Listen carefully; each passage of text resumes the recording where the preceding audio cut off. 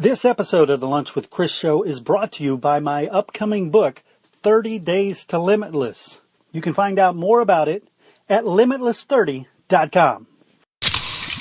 This podcast is certified fresh. Freshmediaworks.com. Welcome to the Lunch with Chris show, where your host, Chris Daly, talks with movers and shakers from all walks of life to get their opinions on important questions. Each season there is a new question and new guests. This short, impactful show skips all the fluff and just brings you insightful answers from great guests. And now, doing his part to change the world in a positive way, your host, Chris Daly. All right, I want to welcome Phyllis Snodgrass with the Austin Chamber of Commerce to the show. Phyllis, I have known you, it's probably been 8 or 10 years since we first met. You were at the San Marcos Chamber of Commerce. That's right.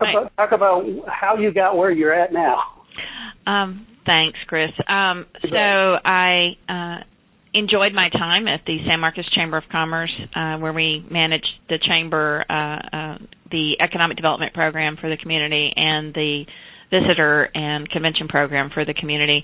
When I left San Marcos, I went to work for the state chamber, running Texas Chamber of Commerce Executives Organization for them, which was an agency organization that actually serves chambers across the state of Texas and helps them do a better job at what they do, and was approached by Mike Rollins, our CEO here at the Greater Austin Chamber, asking me to join his team and come help with the program here. So still living in San Marcos, living in the same area, but in a new role at a metro chamber now. Nice. So for those people who are maybe just starting out in the business world, what exactly does a chamber do? So a chamber is a business membership organization. It's funded by its members and really exists for its members. Our chamber, in addition to being a traditional chamber of commerce, also runs an economic development program that's also funded by private investors. So we have resources entering the organization from two pockets, one from a purely economic development program standpoint and one from a chamber membership standpoint. So that's one of the unique qualities of this organization that I'm having the opportunity to work with and help raise resources for. But they exist to take on big challenges and to help keep an economy healthy and keep it moving forward. Nice. Well, I'm going to jump right into the question of the season. Phyllis, let's say a teenager walked up to you and said, hey, I'm about to get started on my life, whether it's business or whatever. Give me some advice. What should I know? Accepting that you're not going to know everything and being open to the path that's ahead of you, I think is critically important. I was the first in my family to go on to college, and so I didn't really have the role models in my life to look to for guidance as to what choices to make, and so I had to rely on my gut a lot. And there are no decision's a final decision. They're all decisions on our path. So I embarked for 15 years down a path of getting a degree in business, major in accounting, being a CPA, moving into consulting roles in that field, and then moving out of the field entirely into business consulting, and then to running a chamber of commerce.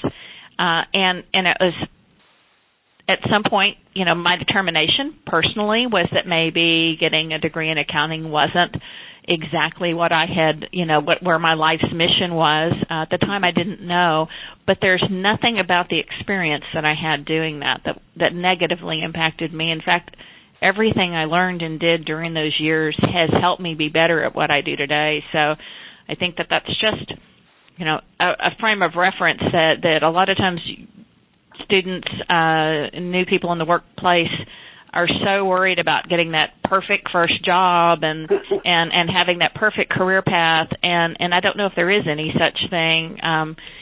Failure isn't just an option. It's probably going to happen once or twice, and knowing that you're gonna go out and you're gonna learn something from every experience you have. If you approach it as this is a path in my learning, and then be open to the opportunities that present themselves. I look today, and if I had to plot out a path to get me prepared to do what I'm doing today, this probably would have been a near ideal path. But I never planned it that way. But I was open to the opportunities that arose, and I wasn't afraid to take chances. I wasn't afraid to take a job that seemed really difficult or challenging if I felt it was going to help me grow.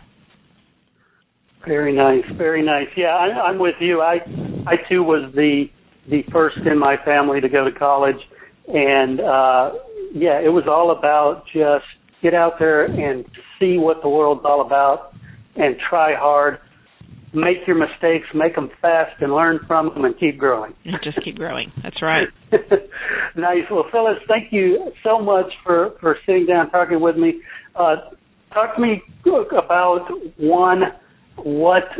how somebody interested in the Austin Chamber can find out information, and two, what do you have going on personally?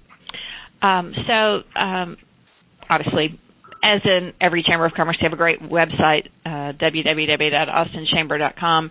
I'm on there. Obviously, you can reach out to me or anyone on our team of about 40 professionals, and who would be happy to assist and answer questions about the organization, how to get plugged in. When I came here, I came in as a SVP of our membership to help grow the Chamber membership side of the organization and the events and programming for members, and have moved into a COO role, which just means I'm doing more stuff.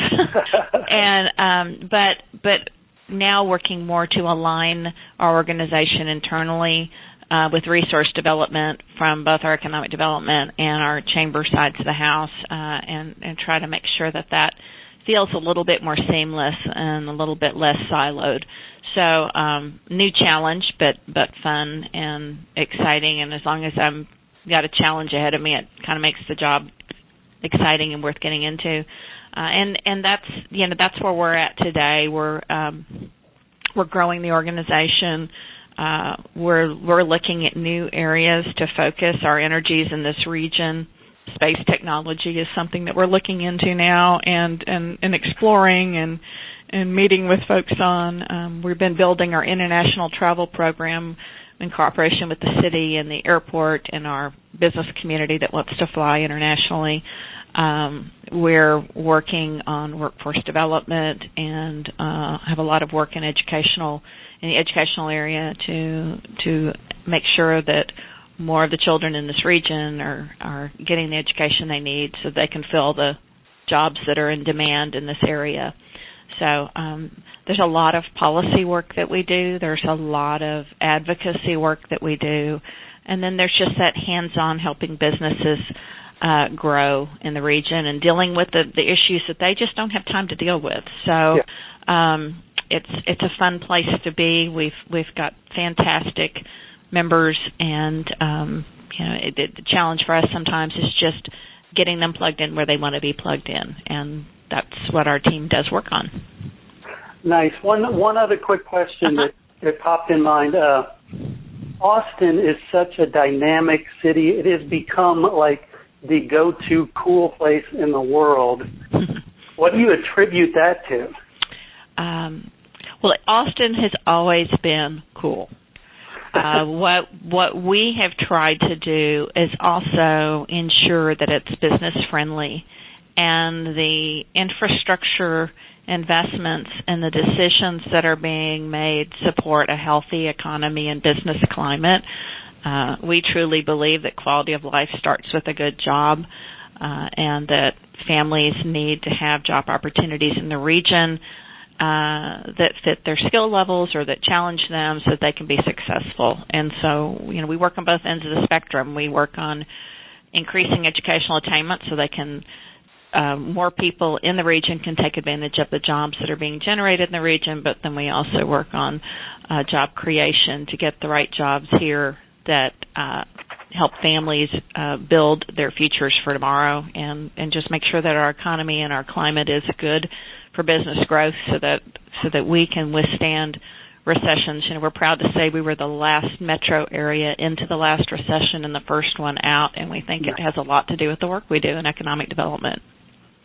Awesome. Again, Phyllis, thank you so much for sitting down with me. This has been just a great show. Thank you. Thank you. I appreciate it.